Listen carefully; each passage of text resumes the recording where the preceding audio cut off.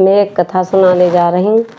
मेरी वीडियो पसंद आए तो लाइक करना, शेयर करना और बगल के घंटी को बटन को दबाना मेरी बहनों। जो मैं सुनाने जा रही हूँ, भागवत माता सबका भाग बनाती है। सबका भाग बनाने वाली अपनी बेटी का भाग कैसे बनाती है। तो किसी दिन माँ मिट्टी की बनाती है, किसी लिखती है, बिगाड़ती है, सुधारती है। उसकी बेटी बोली, माँ तू क्या बनाती है? कि बेटी मैं सबका भाग बनाती हूँ। कि माँ मेरा भी भाग बनाया तेने? कि बेटी हाँ बनाऊंगी तेरा भी भाग।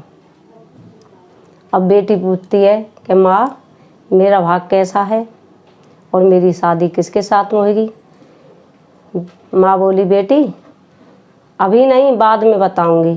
तो बेटी खेलने निकल जाती है और फिर माते पूछती है कि माँ आपने बताया नहीं मेरा भाग कैसा है? कि बेटी 16 साल की हो जाएगी जब बताऊंगी। फिर बड़ी हो जाती है, फिर पूछती है कि माँ तेने मेरा भाग बताया नहीं? कि बेटी तेरा भाग भी बताऊंगी, तेरी शादी तेरे बेटे के साथ होगी। अब बेटी गुस्सा में बोलती है, तू माँ नहीं है, तू डाहन है, और ऐसी कोई माँ होती है का? बेटी इनका ऐसा सोचती है का? ऐसी माँ होती है कोई? और बेटी गाली देती देती बाहर को चली जाती है। बाहर को जाके कहीं जंगल में जाकर वो बेटी भजन करने लगती है। ना किसी का मुख देखती, ना किसी ये देखती कि क्यों मैं शादी नहीं करूँगी, कहाँ ते बच्चा हो जाएंगे, कहाँ ते मेरे बेटे के साथ मेरी शादी होगी। तो एक कुटिया बना लेती है, उसमें भजन करती है। तो एक दिन का टाइम है, दोपहर के 12 बज रहे थे और साधु महाराज आते हैं और आकर बोलते हैं, इस कुटिया में कौन है, हमें पानी पिला दो। बोलती, बाबा पानी तो पिला दूंगी पर मैं किसी का मुख नहीं देखती। नहीं बेटी बहुत जोर से प्यास लगी हुई है, पानी पिला दो।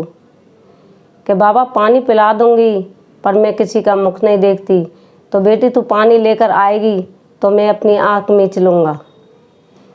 जो जैसे भाग विधाता माँ की बेटी पानी लेकर आई तो साधु ने अपनी दोनों आँख बंद कर लिए और वो पानी घड़े में रख गई और साधु ने पानी पी लिया। जैसे ही पानी पी के साधु ने आशीर्वाद दिया कि बेटी तू पुत्रवती हो। तो लड़की के गर्भ हो गया और उसके 9वें महीना पुत्र का जन्म हुआ। 9वें महीना पुत्र का जन्म हुआ तो अपने साड़ी का पल्लू फाड़ा और साड़ी के पल्लू में फाड़ कर और उसे नदी में बहाई। नदी में बहाई। आगे कुमार कुमारिया रहते थे, उनने वो लड़का निकाल लिया और उनका पालन पोषण किया। पालन पोषण किया। जब लड़का बड़ा हो गया तो पाठशाला में पढ़ने बैठा दिया। तो उस लड़के की एक राजा के लड़के से दोस्ती हो गई। राजा के लड़के से दोस्ती हो गई, राजा ने उसको घोड़ा भी दे दिया। तो वो ही लड़का बड़ा हो गया और वहाँ वो लड़की भजन करती, रोज़ाना वहीं पे जाता, जंगल में घूमने जाता। तो घोड़ान के टापर की आवाज़ सुनती लड़की, तो उस कुटिया में से देखती, ये तो बहुत ही सुंदर लड़का है। जैसे जैसे बहुत सारे दिन बीत गए, लड़की बोली मुझे इससे शादी कर लेनी चाहिए। उससे जान पहचान कर ली और जान पहचान करके लड़की ने शादी कर ली। और शादी करके जब लड़की अपने घर गई लड़के के साथ, उसकी सारी तैयारी हो गई, थाली भी सज गई, सारा काम हो गया, माला भी गिर गई, फेरे भी पड़ गए। जब लड़के से बोल रही है कि आपने बताओ आपकी उम्र कितनी है? लड़का बोला, मुझे अपनी उम्र की पता नहीं है, मैं अपनी माँ से पूछ के आऊँ। माँ से जाकर पूछा, माँ मेरी कितनी उम्र है?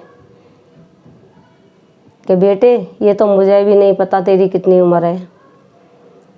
जब बहू बोल रही है कि आप तो माँ है, आपने जन्म दिया है, आपको नहीं पता तो किसको पता है? वो बोली कि बेटी ये बेटा मेरा नहीं है, मुझे नदी में पाया और एक साड़ी में लिपटा हुआ मैं से घर पे ले आई। अब बहू बोलती है, माँ वो साड़ी मुझे दिखा दो, वो साड़ी कैसी है?